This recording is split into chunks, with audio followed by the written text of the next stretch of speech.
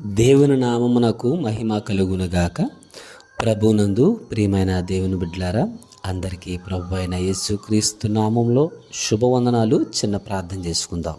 మహాపరిశుద్ధుడు, మహోన్నతుడు, మహాగణుడు అయిన పరలోకమందున్న మా తండ్రి, మీ ఘనమైన నామమునకు, శ్రేష్టమైన నామమునకు లెక్కింపలేని స్తుతులు స్తోత్రములు చెల్లించుకుంటున్నాం. ప్రభువా, గడిచిన దినమంతా కూడా మీ కృపలో మమ్మల్ని భద్రపరిచి మరి ఒక రోజు అనుగ్రహించారు. మీ స్తోత్రాలు.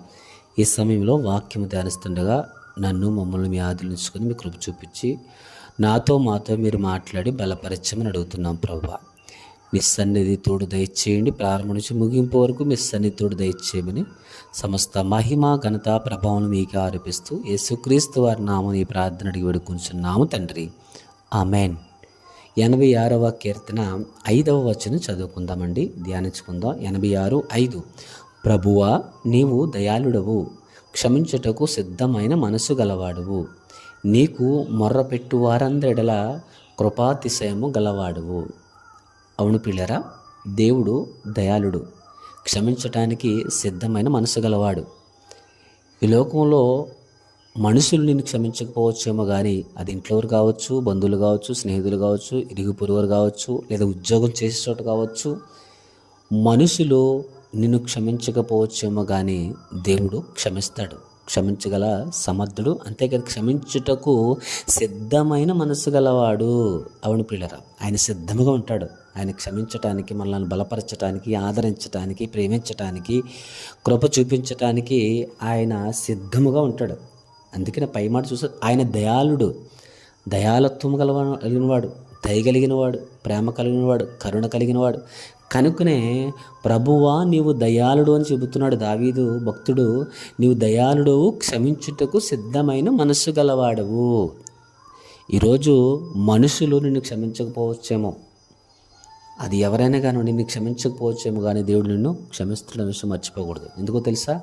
దేవుడు దయాలత్వం కలిగినవాడు, దేవుడు కరుణ కలిగినవాడు. ఆయన క్షమించే దేవుడు, ప్రేమించే దేవుడు, ఆదరించే దేవుడు, ధైర్యపరిచే దేవుడు, బలపరిచే దేవుడు. ఎందుకు అనేక మాటలు మరి కీర్తనలో చాలాసార్లు దావీదు మొదటగా అనేక మాటలు చెబుతూ వస్తున్నారు. అయితే మొదటి మాట చూస్తే, యెహోవా నేను దీనుడను దరిద్రుడను, చెవియొగ్గి నాకు ఉత్తరము, నేను నీ భక్తుడను, నా ప్రాణము కాపాడు అని చెబుతున్నాడు. దేవుని నామాన్ని గణపరుస్తూ మరి పలుకుతున్న మాటలు ఈ 86వ కీర్తనలో మనం చూస్తాం. తర్వాత మాట ఏంటి? నీకు మొర్రపెట్టు వారందరిడల కృపాతిశయము గలవాడువు. ఇదే 5వ వచనం 2వ లైన్. నీకు మొర్రపెట్టు వారందరిడల కృపాతిశయము గలవాడు. అవును, దేవునికి మొర్రపెట్టు వారందరిడల ఆయన కృపా అతిశయము గలవాడవు అని వాక్యం సెలవిస్తుంది. ఈరోజు కృపాతిశయము మనం పొందుకోవాలంటే, కృపను పొందుకోవాలంటే దేవుని దగ్గర కూడా మొర్రపెట్టాలి. మొర్ర పెట్టే వారంగా ఉండాలి, దేవుని దగ్గర ప్రార్థించే వారంగా ఉండాలి, దేవుని దగ్గర అడిగే వారంగా ఉండాలి, దేవుని దగ్గర పశ్చాత్తాపంతో తప్పిదాన్ని ఒప్పుకునే వారంగా ఉండాలి. అలా ఉన్నప్పుడు దేవుడు క్షమిస్తాడు. అంతేకాని క్షమించటానికని సిద్ధమైన మనస్సు గలవాడు. మనుషులు క్షమించడానికి కొద్దిగా ఆలోచిస్తూ ఉంటారు, ఏదన్నా వారిడలు నువ్వు ఆయస్కరంగా జీవించినప్పుడు. కానీ దేవుడు సిద్ధంగా ఉంటాడంట, క్షమించటానికి సిద్ధంగా ఉంటాడు. ఎందుకంటే ఆయన దయాళుడని రాయబడింది. అంతేకాదు ఆయన కృపాతిశయం గలవాడంట. అవును, మనం ఆయన దగ్గర మొరపెట్టినప్పుడు, మొర్రపెట్టు వారందరిలా ఆయన కృపాతిశయం గల వాడు అని వాక్యం సెలవిస్తుంది.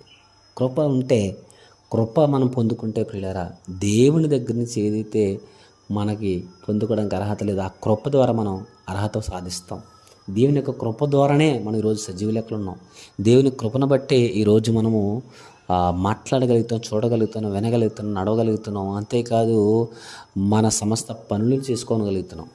దేవుని యొక్క కృపను బట్టే, దేవుని యొక్క క్షేమాన్ని బట్టే, ఆయన క్షమాపణ బట్టే మనం ఈ రీతిగా ఉన్నాం.